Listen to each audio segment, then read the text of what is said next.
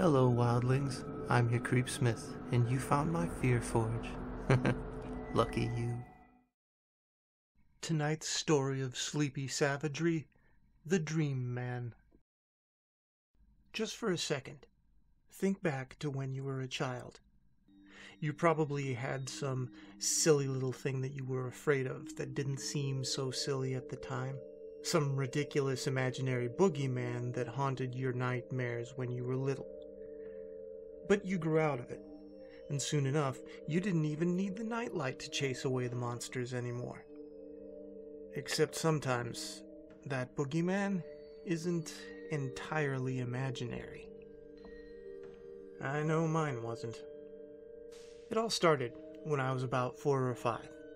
My parents and I lived in this dingy little old house in a small town, and I didn't really have many friends in the area, so naturally, I spent most of my free time exploring the house and playing little make-believe games all by myself. There was one part of the house that I refused to go in, though. The basement.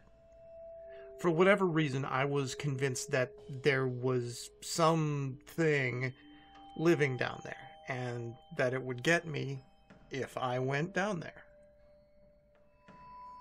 And as it turns out, I wasn't as wrong as you might think. Before I go any further, though, I should say that I was a bit of a coward as a kid, so nightmares were a fairly regular occurrence. But most of the time I could tell that I was dreaming, so I didn't make much of them. These dreams that I'm going to tell you about were different, though. They felt absolutely real. And given what happened, they very well might have been. Like I said, I was just a little tyke when I first started dreaming about the old man. I still remember every little detail, even today, especially today, in fact, but I digress.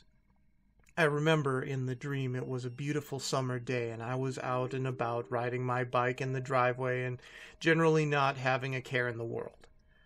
My parents were sitting at the bottom of the steps watching me, and as far as I cared, everything was perfect as can be. Then suddenly I felt an icy wind blew over me, and my bike just sort of locked up.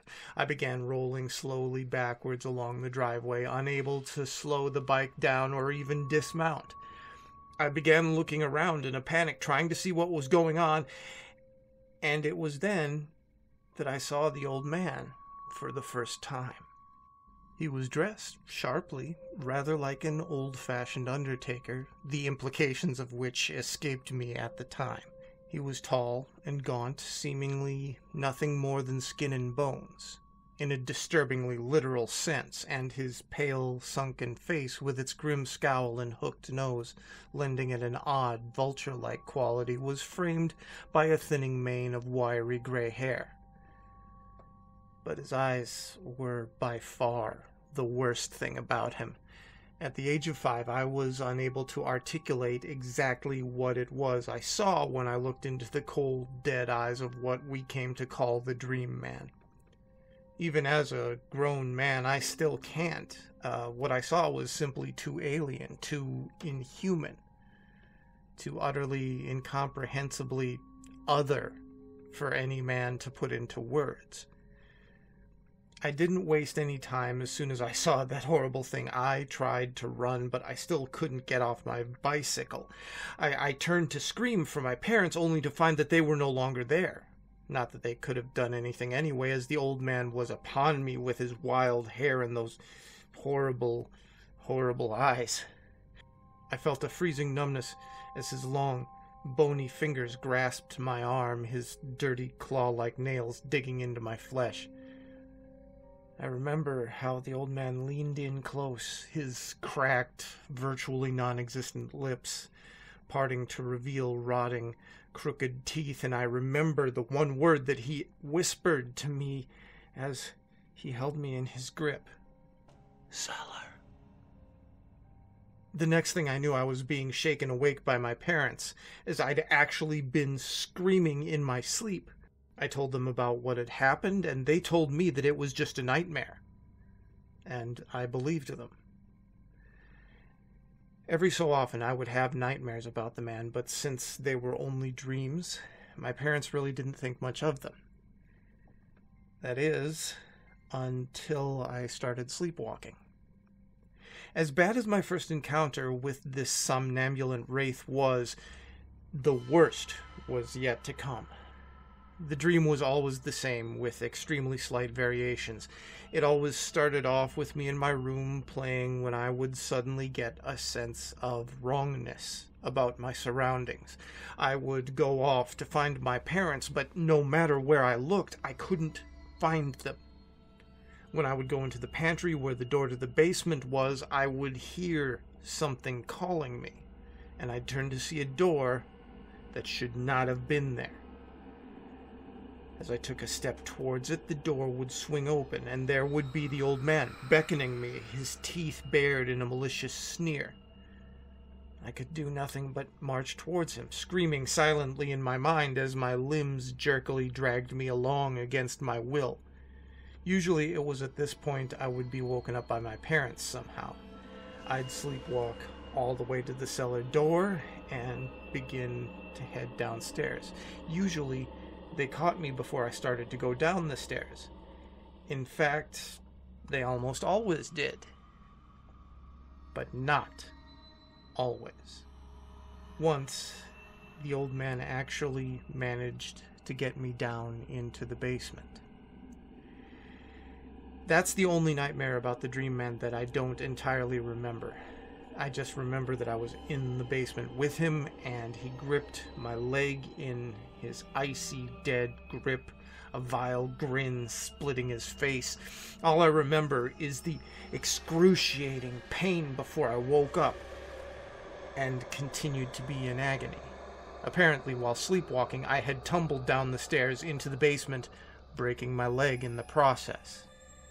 There were still scratches on my leg from where his filthy, cracked nails had dug into the flesh, but my parents were convinced that somehow the cat must have clawed me on the way down as I slept. After I got out of the hospital, my parents took me to see a psychologist who claimed that the nightmares and sleepwalking were likely stress-induced, stating that my parents' constant arguing was probably to blame. But just in case, I was prescribed a medication to help me sleep. Naturally, after what happened, sleep was the last thing that I wanted to do. And being a stupid little kid, I tried to stay awake forever. Obviously, this didn't work. But strangely enough, the nightmares sort of subsided. I mean, sure, the old man would regularly show up in my dreams, terrifying me into consciousness, but he never forced me down into the basement again. So time passed, as it tends to do, and seemingly in the blink of an eye, I was in 3rd grade, and had even managed to make a friend. Mike. Mike and I were more like brothers than anything else. We were two of a kind, and we were inseparable. Of course, as alike as we were, we had one major difference. Mike was completely fearless, whereas I was absolutely terrified of 2 specific things: the Dream Man and the basement that I'd come to associate with him, if that thing even counts as a him.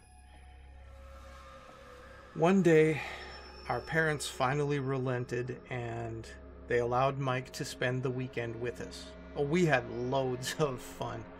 We played video games, we told spooky stories, and we snuck into my dad's secret horror movie stash. But eventually, after all the spooky stuff we'd seen and done, Mike suggested that we up the ante.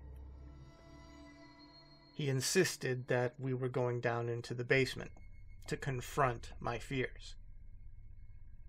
I begged Mike, I pleaded him not to make me go down there, but he saw it as his duty, as my best friend, to break me of my fear. And when that boy got an idea in his head, there was no dissuading him of it. How I wish what happened next had only been a nightmare. So just after midnight, as Saturday became Sunday, we crept down the stairs into the basement, armed with flashlights and, in my case, a wiffle bat. We spent about half an hour down there, looking in every corner for the aged ghoul who haunted my dreams for so long, with no success. Eventually, we gave up and started to head back upstairs. That's when everything went to hell. Standing there in the doorway was the old man, every bit as horrifying as he'd been in my dreams. In one swift motion, he clamped his bony, gnarled hands around my shoulders, and with a strength belying that withered frame of his, lifted me up to his face so those nightmarish eyes filled my vision. I heard one of us scream, and I still to this day don't know if it was me or Mike that was screaming. I don't remember what happened after that. The next thing I knew, I was coming to on the cold, hard floor, and Mike was huddled over in the corner, shuddering, wide-eyed and pale, clutching the bat to his chest. For some time after that, I continuously asked him what happened, but he always refused to tell me. As time passed, we grew more distant, as friends often do, and as Mike became more and more withdrawn, I always blamed myself. Whatever had happened to us in that basement had changed him, and that was my fault. Eventually, I stopped dreaming about the old man, and I managed to put the whole ordeal behind me. I went to college, met a great girl. We've been married for 10 years now, and everything is wonderful. Like I said, I'd managed to move on, and I almost managed to forget about the dream man.